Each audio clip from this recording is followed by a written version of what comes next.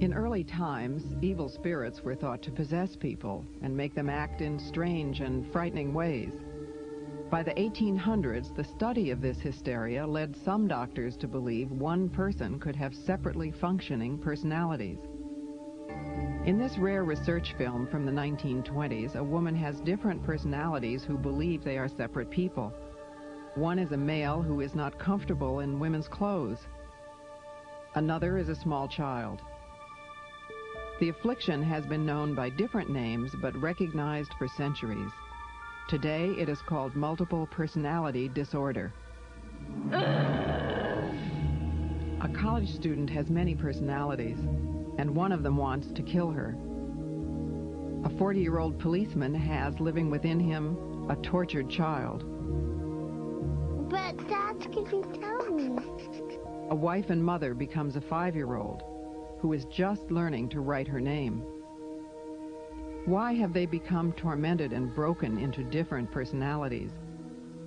What is the childhood pain that lies buried in the unknown depths of their minds? How can they search for the deadly memories that hold the secrets of their past and the promise of their healing?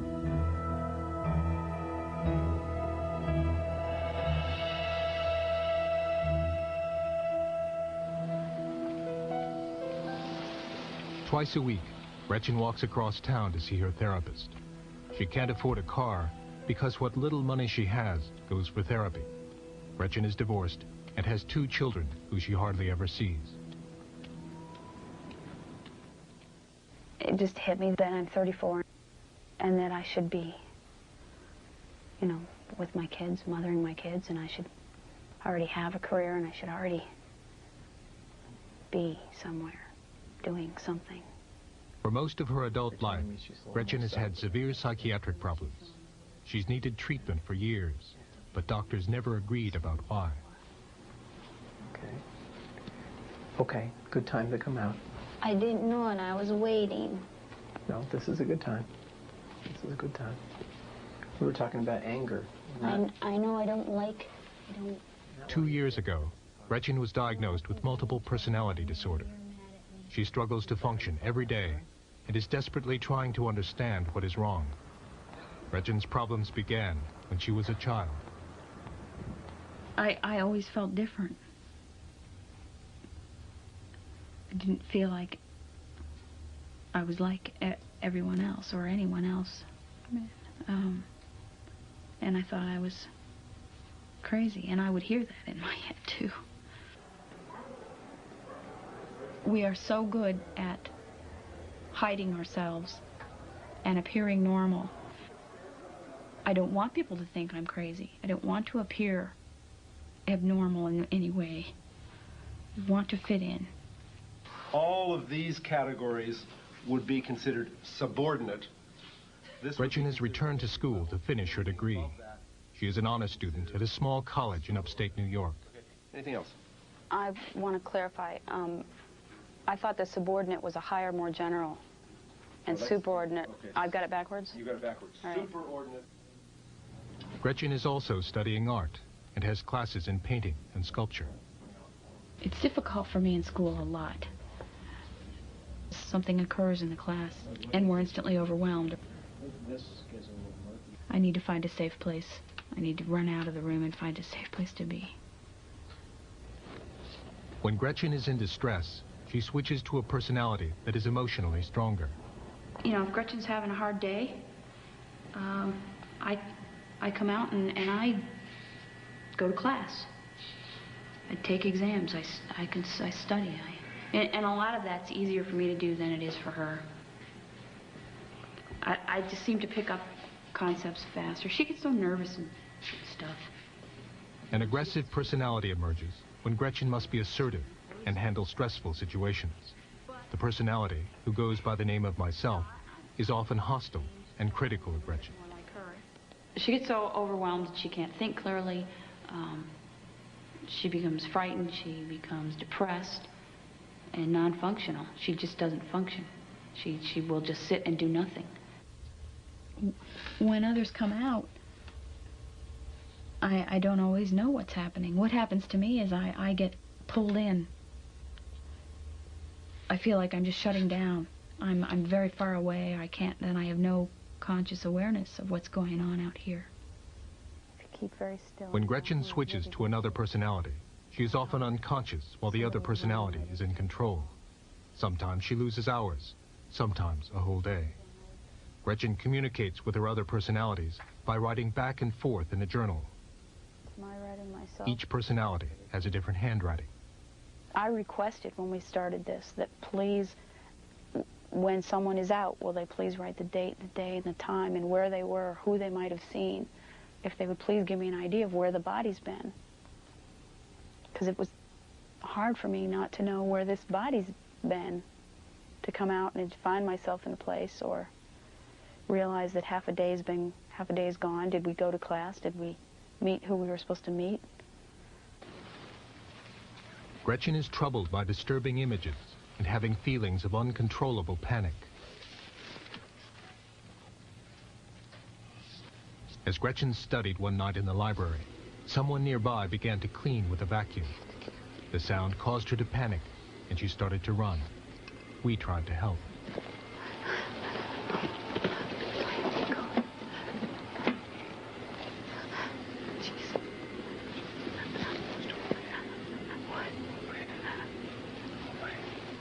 Gretchen experiences panic attacks that are triggered by certain sights and sounds. The attacks can happen any place, at any time. All right, what are we going to do? What do you need to do?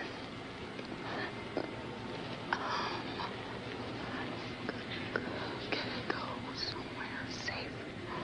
Go somewhere safe. Hate, hate, hate, hate, hate.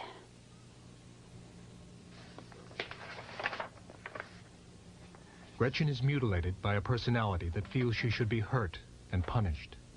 The mutilation takes the form of cutting and happens outside of Gretchen's knowledge or control. She cut pretty seriously and left it in the book for me. I mean, when I came out, I was a mess. I was covered, and the book was covered with the blood.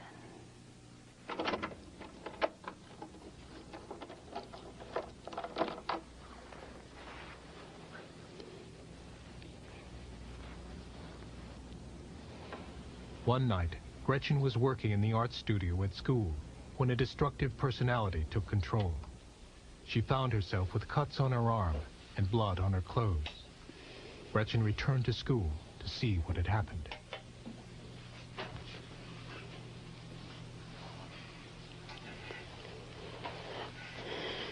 What happened here, Gretchen? Oh, we got cut. Last I remember, it was 10:30 or 11 o'clock at night. And I don't remember anymore. I didn't know that we'd been cut till the next afternoon. I need to clean this up.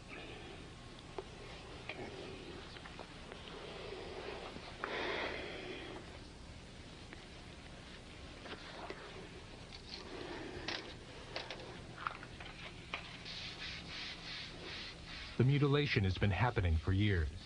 Hundreds of cuts have been inflicted on Gretchen's arm and on other parts of her body. But this cutting is more serious than most. Her life is becoming unmanageable and dangerous.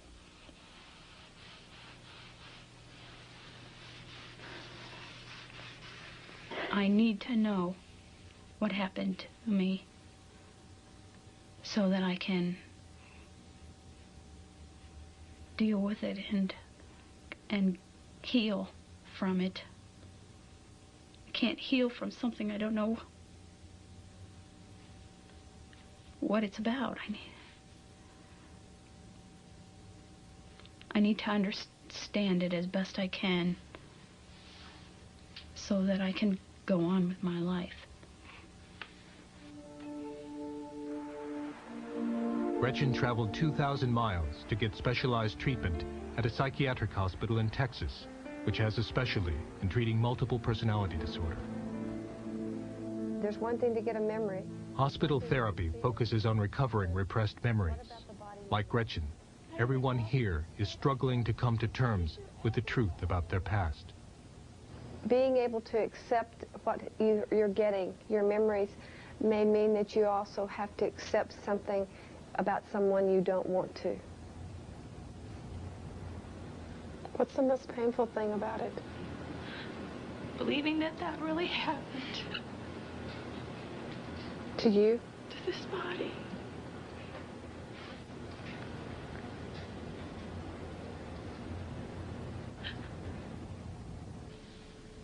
I know I could hear the screaming in my head to run, but there wasn't anywhere to run. I was in a corner, I think.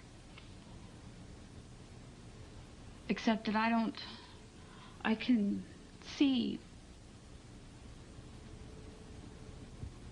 my body as a child, as it was as a... Gretchen explained her increasingly vivid flashbacks to her therapist at the hospital, who was Kevin Hinckley. You've been asking for a long time. Years. You've been asking inside to get memories, to complete memories, to know what's going on in there. And now it's happening.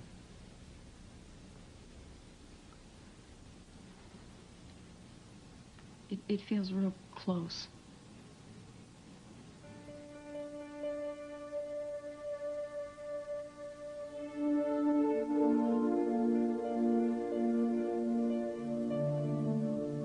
I've come to the point where I pretty much accept that something happened to me and that I was sexually abused. When I try to think that of who it might be, and I seem to I'm getting closer and closer to feeling like I may know who that might be, or it may probably be. That doesn't fit with what I know that I experienced, and that I saw, and that I hear, and that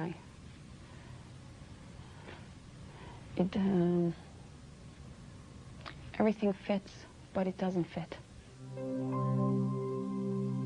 I had a wonderful life. I have lots of happy memories. I have lots of wonderful things in my childhood. The legs go up to a white shirt. In therapy, personalities began to emerge who had experienced abuse that Gretchen herself didn't remember. Kevin asked questions to try and piece together what had happened. Is there a beard on the chin? No. No beard? A personality who was a frightened child remembers the approach of someone who hurt her. If I get real small, if I get real small, nobody. The memories can see me became if I get increasingly real vivid small. and were experienced as if the abuse were actually happening. Past and present were indistinguishable. We're still in Texas. It's 1992. You're safe. But I know this is a real scary memory. What are you seeing?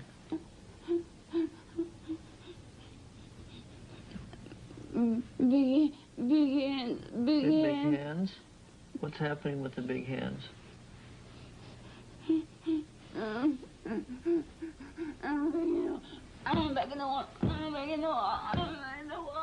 When the experience was too much to bear, the child personality tried to escape into the wall. Big hands. Big hands. When alter personalities have memories and relive abuse, Gretchen herself gets closer to remembering what happened to her.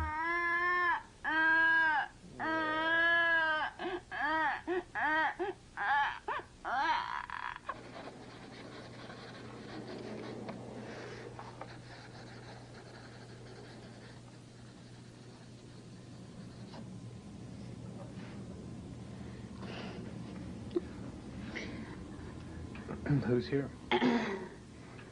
It's myself. The best thing about journal writing is we just come popping out. That's my writing. That's my writing.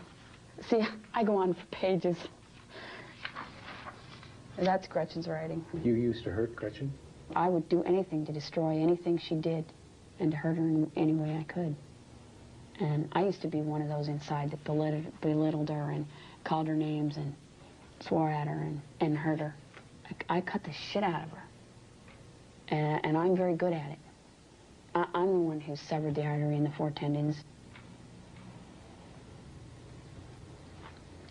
Why did you do that? I wanted to kill her. I hated her. What did she do? I stopped growing at 14 because that's when she began becoming interested in boys and dating and all of that. And I hated it. I didn't want any part of it. So I quit. I wasn't going to be any more than 14. Because nobody was ever going to touch me. And whenever that would happen with Gretchen, it would hurt me and I would hate it. I would hate her. And I would hate her for letting that happen. So I cut her. We have to be able to build Gretchen's self, her sense of her own control, her ability to resist the urges to switch, the urges to cut, the urges to have to mutilate. Gretchen's case was discussed in a hospital staff meeting where therapists and psychiatrists consult and make therapeutic decisions. I think she's experiencing a lot of anxiety because her body, she says, why is my head hitting the wall? Why is somebody cutting my arm? Is she aware of why all of this is happening to her physically? She's slowly coming to grips with that. One of the things that I've tried to have her understand is that internally she has a tremendous pressure that's going on. That there's a tremendous conflict between those inside that have carried the memories for so long who want other people to know what happened to them. They no longer want to carry these memories. There's a tremendous pressure for them to tell their stories about what occurred. Gretchen's memories were still blocked, and the impasse was beginning to affect the progress of her therapy. Other personalities needed to be reached so their memories could bring her closer to a cure. Gretchen was given a drug called sodium amytal, which acts like a truth serum. The drug helps break through resistance to remembering the past. She was restrained because some personalities could be violent. The incident we were talking about yesterday with Gretchen as a child in the corner and the legs coming in. What do you know about that? Yes, they're still there. Okay. Stay with the bathroom for a moment. Then what happened? They, Need everybody to stay in the bathroom this time. Let's finish this. They moved in the bathroom over to us. And then what? Then there was a penis in her mouth. Yeah. Yuck! Whose penis was it? I don't know. Okay.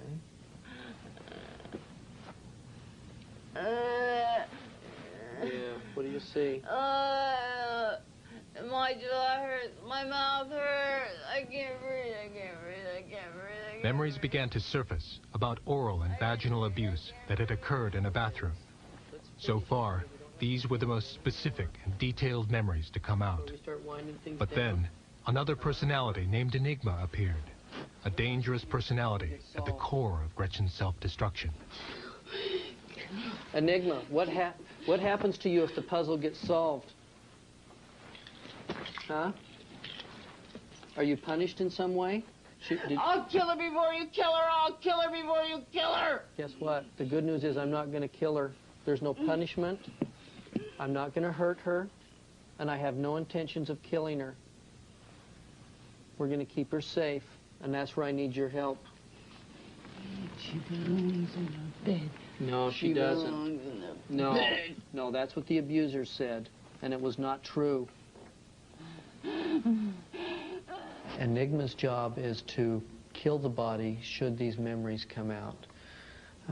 And you hear halfway through the interview her saying, I'll kill her before you do. Makes me wonder if there was some kind of threat that says if you ever talk, we'll kill you. And this is kind of what I look like. That's about how old I am, that picture. She looks pretty happy. And on Gretchen was exhausted after therapy, so an untroubled child personality emerged. It's a picture I cut out. How old are you? I'm 8. We haven't had a very good couple of days. Everything's been, everyone's been up in arms. Yeah, what's been going on inside? Well, I don't know all of the details, but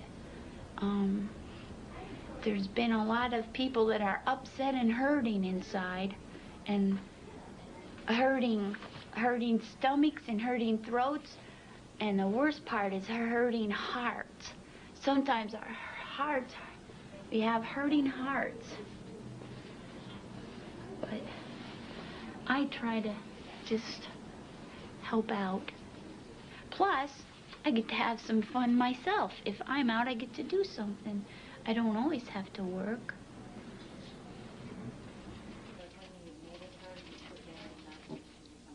Gretchen was unaware of the memories that had been revealed in therapy. The next step was for her to learn about the abuse that had always been too painful to remember. She doesn't understand that it was small. Do you understand that? Killing. I still think enigmas. As we walk through this, What of the others? pay attention to this, but also be aware of what's going on inside you, okay? Oh, man. Don't ask too much of me, Kevin. What of the others that also hurt? One that Gretchen doesn't understand is why the body wasn't able to fight more back then. In the bathroom, over to us. Kevin asked Gretchen to watch videotape of the therapy so she would know what her other personalities had remembered. The hands. But when Gretchen began to hear details of her abuse, her mind began to block the experience. This is how Gretchen protected herself when she was a child. And then what? Then there was a penis in her mouth. Yeah. Oh. Okay. Just stay in the bathroom and finish it. Okay, stay connected here. What are you feeling right now? You're burning me! I know. Get off my feet! Get off my feet! Minutes later, confronted with the abuse, the violent personality of Enigma emerged in a rage. Do not touch his face! Do not touch his face! Is that what happened during the abuse? It is, isn't it? Go ahead, kill this body, Go ahead, kill this body. We shall always remain! We shall always remain! Enigma! We shall always be Enigma! We shall always be! We shall always be! You're not evil, and you're not a demon. You're not a demon. I don't know what you were taught, but it's not true. Okay, somebody out there to get the door? I had an idea that this might happen. This is a real common reaction when things have been so far repressed down inside and then they see it on videotape for the first time or hear it for the first time. Suddenly it becomes very real and they know that things happen. It makes it, the denial melts away and they're faced with the reality of the trauma and the pain. And it can be a real shock. In an outpatient setting, this may take place over weeks and months. In a hospital setting, we have the ability to present it to them right away, where the shock is greater, but they get over it more quickly, and then understand what happened to them. What was going on at the time that you disappeared? What was the last thing you remember? I was getting some threats and getting... Later in the day, Gretchen had recovered. Kevin spoke with her and reassured her that she would prevail and succeed in her recovery. I hear you. And part of what we're going to hope to get to is where you get to find out that you don't have to leave and you may be stronger by staying. Because you are more powerful than you think you are. That be safe?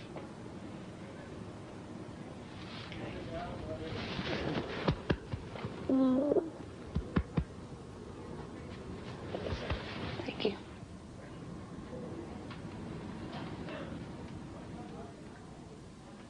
I'm fighting for my life. I'm fighting for the survival of this body, and more than just the survival of this body. I don't want to just survive. I have been just surviving for a long time. This is no way to live. I would like to begin living and feeling and not just existing.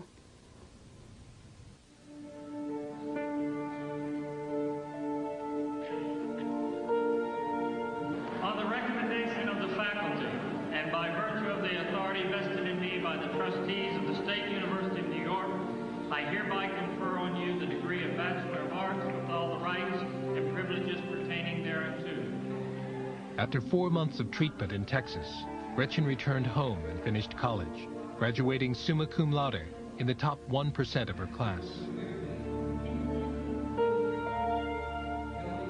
She now feels she knows who her abuser is, and therapy is helping her heal and gain control of her life. Gretchen plans to continue with her education.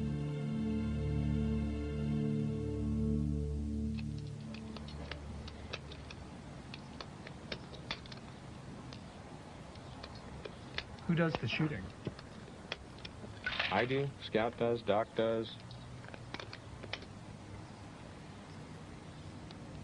Who are they? They're various alters that I have. John is an expert marksman. He was an Army Ranger and sharpshooter. At target practice, his alter personalities take turns shooting.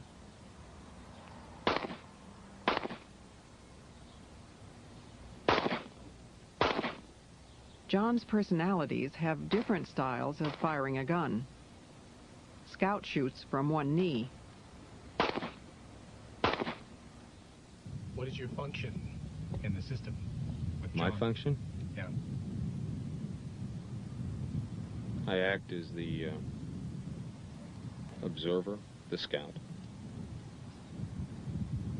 How do you help John? Excuse me? How do you work with John? How do you help John? I give him the information he needs from time to time. The information that he's overlooked or has not noticed. John shares his job as a police officer with several personalities who have different abilities. He switches when different police skills are needed and is always aware of what his other personalities are doing. When you're out here driving around at night, who does what? Yeah, it just sort of depends on the situation. Normally, I'm out quite a bit of the time. Oh, come on. What are we doing? Pickup truck over here matches something we've been looking for, possibly on a stolen auto. As John began pursuit, he switched to a personality who is good at driving in high-speed chases. He's weaving pretty fast, too.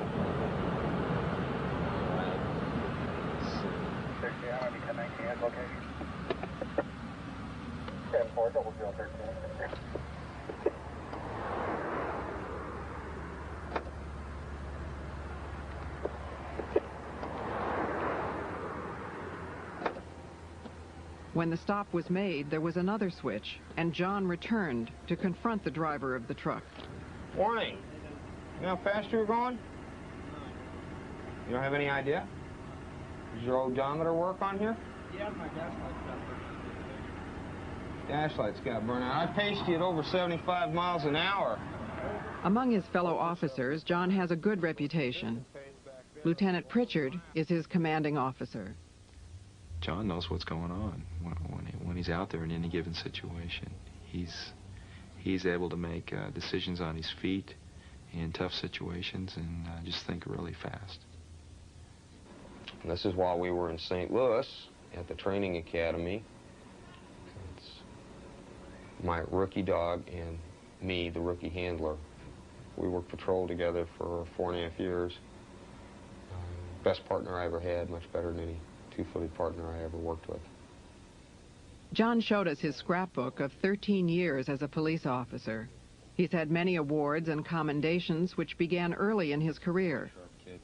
In 1982, I was awarded the Outstanding Officer of the Year award by the JCs, which is an award that's offered every year. Hi. While he was showing us the scrapbook, John switched to a 10-year-old personality named Johnny. Hi. John had trained his dog to stay out of the living room, but when he switched, the dog entered, sensing that his master was no longer present. Okay, that's John. Who's John? He's an adult, and he's a policeman. The child personality of Johnny recognizes John in the photograph and sees him as a separate person. Awarded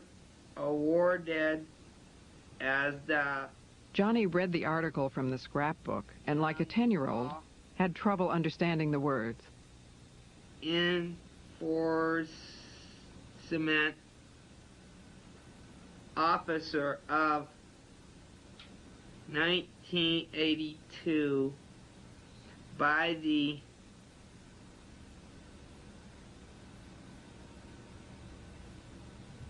I don't know, Jakeys?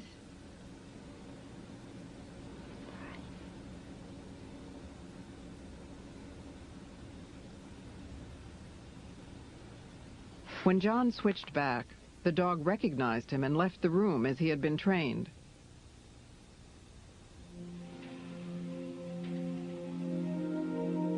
John has been divorced 3 times and now lives alone. He's had problems with depression and unexplainable mood swings, especially controlling his temper. John used to have a drinking problem, but has been sober for years. Did you ever go back after him?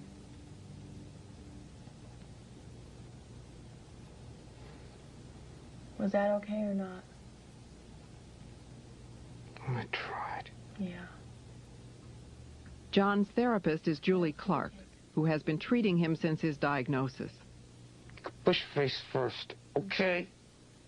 Several years ago, John began having flashbacks of being abused as a child. He began therapy, and soon after, different personalities began to appear. John was hospitalized with a diagnosis of post-traumatic stress and multiple personality disorder. Since then, personalities with memories of abuse have come forward, like Edward, who remembers being shoved down a staircase. How many years older was he? 10. It's a lot of years. Not anymore. Not anymore, huh? No. The abuse his alter personalities remember was never known by John himself. He has only vague memories of growing up. My memories of childhood are real limited. It's more like a framework. And I can tell you where I went to school.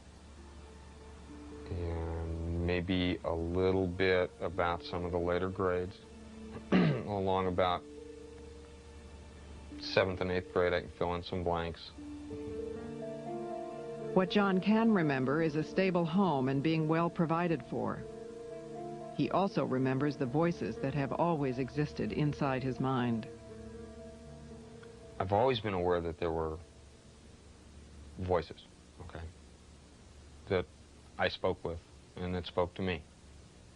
But I thought that was subconscious or thoughts or however you want to put it, I'm not real sure.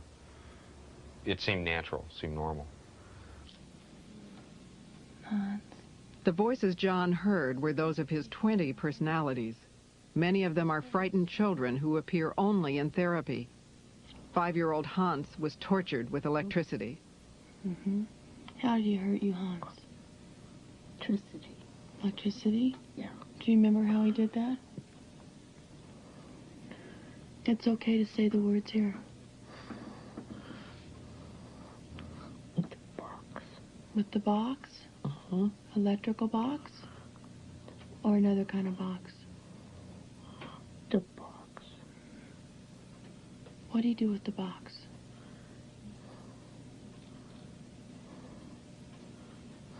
You only have to see it for a few minutes. Let yourself see the pictures. I don't like it. I know you don't like it. And you know what? It's not happening today. You're here with me in the office. Hans' cries of pain only encouraged his abusers. Then John would switch to an emotionless personality named Eugene, who did not feel the pain. How was the electricity applied? To the body. How and where? It was applied by a hand-cranked type generator with wires attached to various locations depending upon what was being used at the time.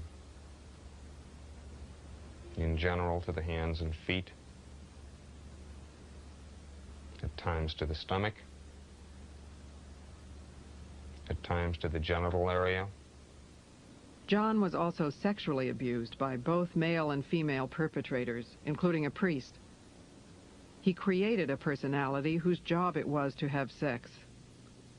What else did he have you do?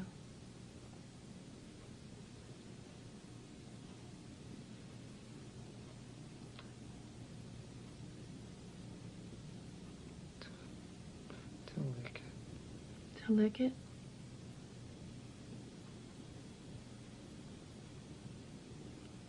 Did you have any feelings when that happened? I didn't like it. Okay. It smelled bad. I didn't like that. Okay.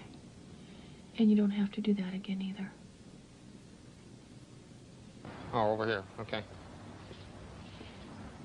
I don't know. I got curious, so I called. I found out right behind that trash can right there outside the door. I went to throw something in it, and I seen it. Without thinking, I picked it up. Okay.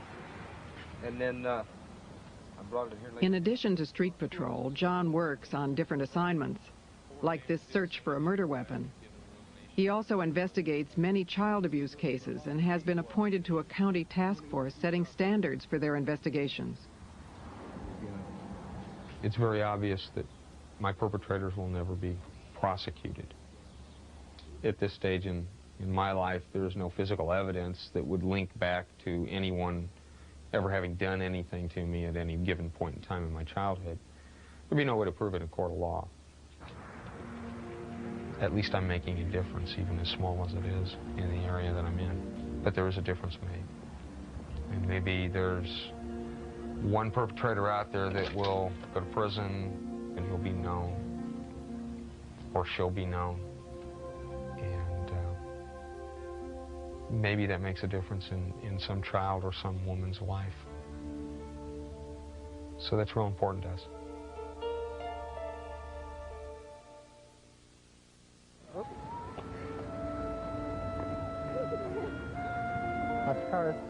On a Saturday morning in a large northwestern city, Barb and her family are shopping for groceries.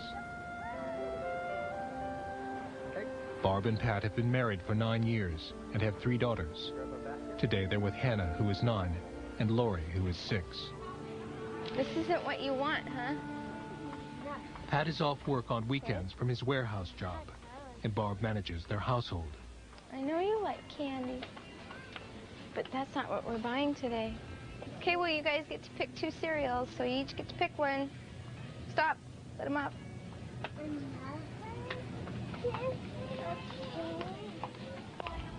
As they come to the breakfast food section, the children's cereal there appeals not only to her daughters, but to a child within Barb, a 5-year-old personality named May. What would you like? I'm gonna get that one, but not if it's not the strawberry one I want. You don't want a strawberry one? No, I don't want one if it's not. Oh, it's got to be strawberry, huh? Well, let's find out. Let's see what strawberry. When Barb switches to the personality of May, her eyesight changes. Barb's vision needs to be corrected by strong glasses, but May can barely see through them. Oh, you don't want to wear Barb's glasses? Okay. There you go. Okay. Okay. Okay, put them in the box. No, just 2 of them, girls. Not for both, but he's gonna pick 2 cereals. No, it was just 2 cereals. I like those ones, Hannah. Barb's daughters are familiar with May, and Pat, who sees her often, treats her like the child she almost literally is. Her language and thoughts are those of a 5-year-old. I was thinking if we might need some cookies. I think we have some cookies. I think we have lots of cookies. We have some chips and stuff, too. Okay. Okay? Yeah. We're ready to go now. Do you want to go get Barb now? Well, everyone might need something else, like something. I think this is good for now, okay? We'll get you something else next time. Okay.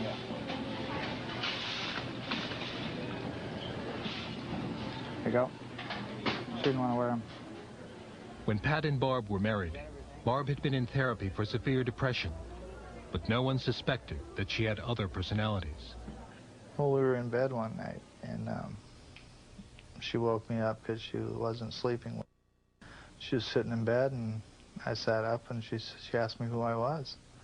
I said, I'm Pat, I'm your husband. And she said, I don't have a husband, I'm only 9 years old. What are you doing in my bed?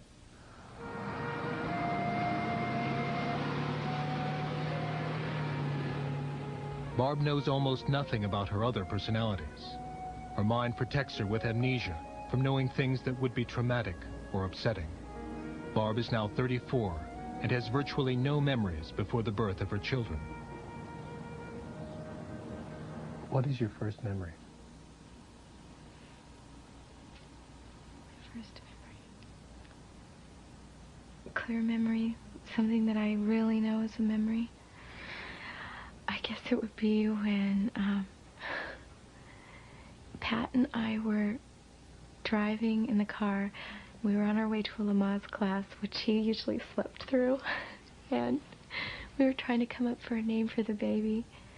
And all of a sudden he said something about his grandma Hannah.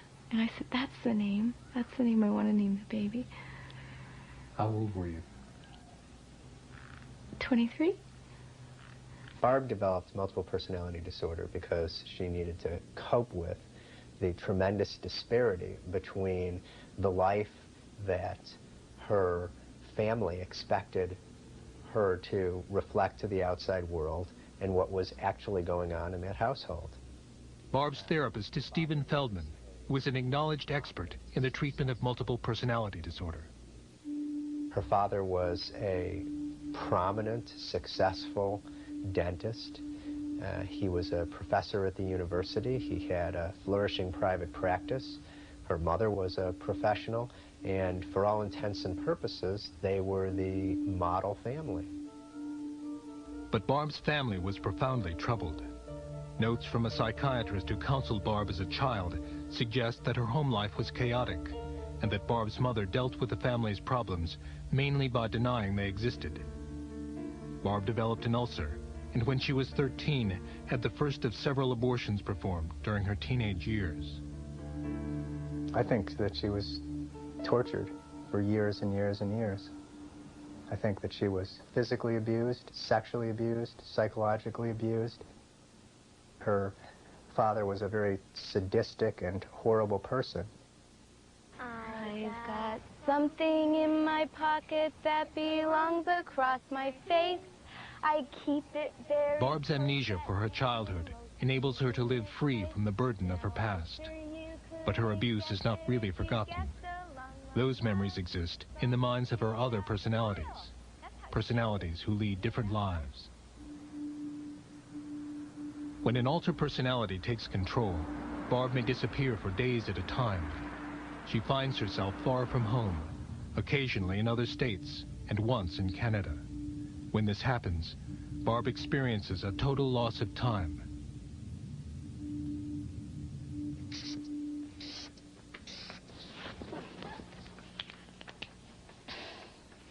You want some people on it? I'm gonna do something funny. No, I can do it. Wait, I'm not done. Barb's personalities are different ages. Her daughter's games cause Barb to switch to a child personality, who emerges because she is most suited for play. What's on there? Oh. Switching often happens in response to changes in Barb's environment. What's that? Laurie's used to her mother's other personalities, but the switches are not so easy for her husband, Pat. Make it have a foot shape on it. Don't do that, May. It's not good to have that in your mouth. Go away. I'm going to go away. May, okay. Purple toe. It's hard because here I am still wanting to act toward her like her husband, you know, and I get pushed away, and, you know, that gets real confusing and real hard to do sometimes. You know, I gotta sit back and realize, well, this isn't my wife. I can't do this. I can't just come up behind her and hug her, because there are some alters that don't want to be hugged, you know, don't want to be touched. Oh my gosh, never mind. A-N-K-H. Often, Pat must care for their 3 daughters and manage the house alone. The children have learned to accept their mother's absences, the times when Barb has switched to another personality. You haven't touched your burger yet, Lori. Mm-hmm. Have you? Lori, what'd you do? Some of Barb's personalities don't relate to the family. One of them is a teenage girl named DJ. DJ is different than Barb in her posture, voice, and language, and also smokes, a habit Barb dislikes. DJ also has different thoughts and feelings. How do you feel about Barb's children, in terms of whether they're your children or not your children? They're not. I mean, I care about them and stuff. But they're not my kids. They're Barb's.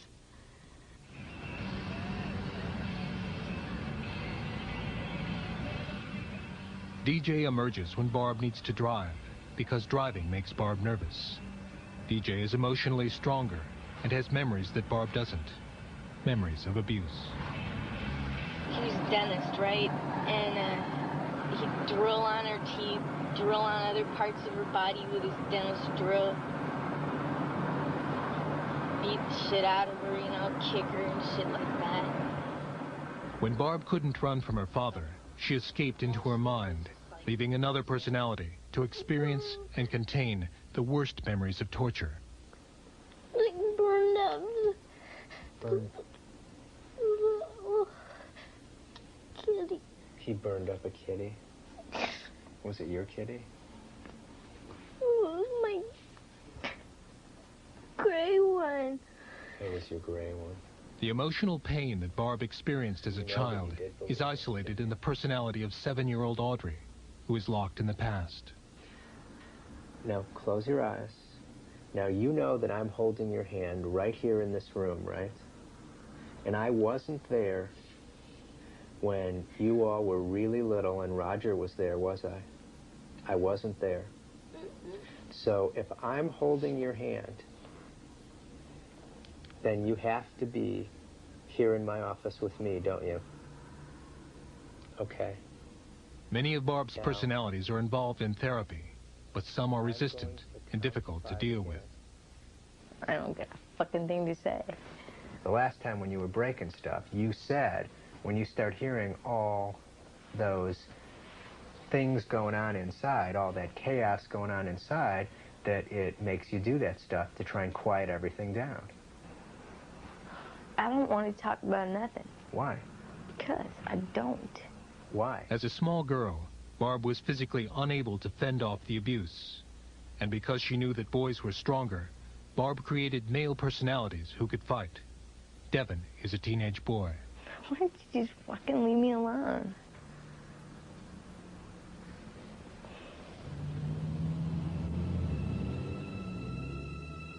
Barb's father was not her only abuser. He frequented the local bars where he made friends that shared his interests. My father would bring people home that were also, you know, open-minded and interested in having sex with a young girl. I think there were a lot of men that were. And he would have me have sex with them. Sometimes he would ask me to tell them that I was a virgin. That seemed to heighten their interest. And he would get paid. Let's see. This is more her style of a tank top. Okay. Okay, is mine. Barb created a personality which made it easier to tolerate her abuse. A personality with different feelings about her body. And what's your name? Carrie. When Carrie is out, there can be serious problems. She feels no responsibility to the family and has caused difficulties for years. Very different. There's always been money missing. You know, and it's always a couple $100 at a time, or I had $600 disappear once. And, I mean, the only thing, it was obvious to me that she spent it, but at the time we didn't know she was a multiple, and she had no explanation. I mean, I had to believe her when she said she didn't know, because it was just too obvious from talking to her that she really didn't know what was going on. Apparently the police have already called Barb and told her that they had gotten reports from like 17 different businesses on return checks and were concerned. I still don't know what's going on with that. I haven't talked to anyone myself about it. All right. Unknown to Barb or anyone, Carrie has written $1,500 worth of bad checks, money the family doesn't have. Pat is trying to get a loan from his credit union to pay the debt. You have a headache? I'm sorry. Been resting a while? We got another thing from our credit place. From a collection agency? Yeah. What check was it for? I don't know, I didn't look. I know you had an appointment today, didn't you? Muffin. Hey, sweetie. How are you? Fine. And there's another little muffin. Hey, cutie. Where's my kisses? Where's my kisses? How was school today? Come on, you. Good. Mel, too? I have 3 girls that love Mel. That evening, we checked back with the family. Pat got the loan and was able to make good on the bad checks. And in another room, Barb had switched to Carrie again, so we were able to talk with her about what had happened. What happened to the money? I spent it. What did you spend the money on? I bought clothes and perfume and jewelry, and I just had a good time, whatever I wanted. Ate wherever I wanted to eat. Yeah. Yeah. Why? How would you feel if you were in my position? I don't know. Tell me one more time what your position is. I'm stuck here. I don't have a life. I feel used. I feel very used. I'm only allowed out when it's not something anyone else wants to handle.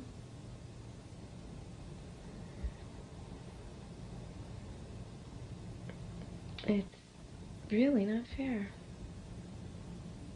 Other personalities' antagonism toward Barb take even more serious forms. What we need to do is to get another x-ray and then put another splint on it, but one that'll help protect these fingers from moving through here. There's a little bit too much volume. In a fit of anger, Barb's male personality has punched a concrete wall and broken her hand in 4 places. And the violence against her can be even more appalling. Okay. I don't know how it happens. I just find burns on my face and they'll large blisters, and it's so painful, you know. Burns really hurt. Barb's mutilations by other personalities are acts of self-hatred and self-punishment for being abused. Once, after a drug overdose, Barb's car was set on fire from the inside. Later, Barb found herself in intensive care, breathing on a respirator. She had barely escaped with her life.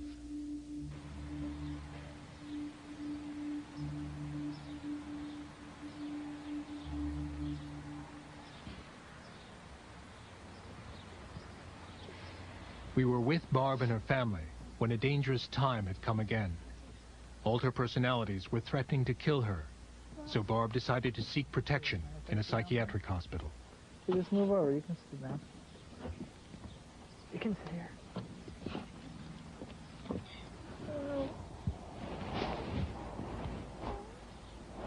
think if I didn't have children, it wouldn't be so bad. But for their sake, I mean, I don't know what they would, how they would deal with it if anything else happened. I don't know how they've made it as far as they have and come through as well as they have.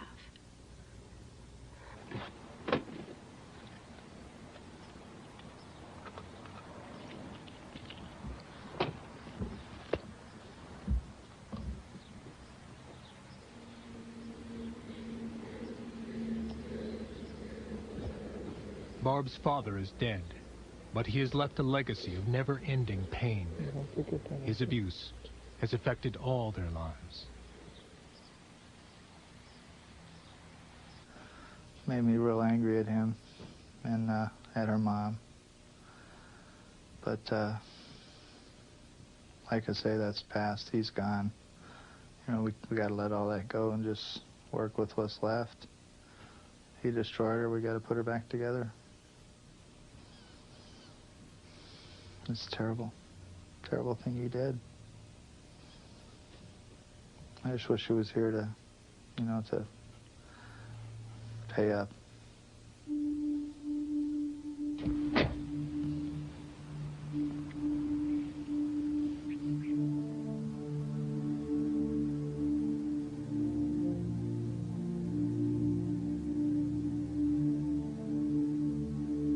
The people who have allowed their stories to be told have acted with enormous courage and concern for children who continue to be abused. Their wish is that from the shattered experience of their lives, the reality and consequences of child abuse will become better known and better prevented. Multiple personality disorder shows the extraordinary capacity of the mind to invent ways of bearing the unbearable. And these people also show us that when allowed to give up its secrets, the human mind can heal itself.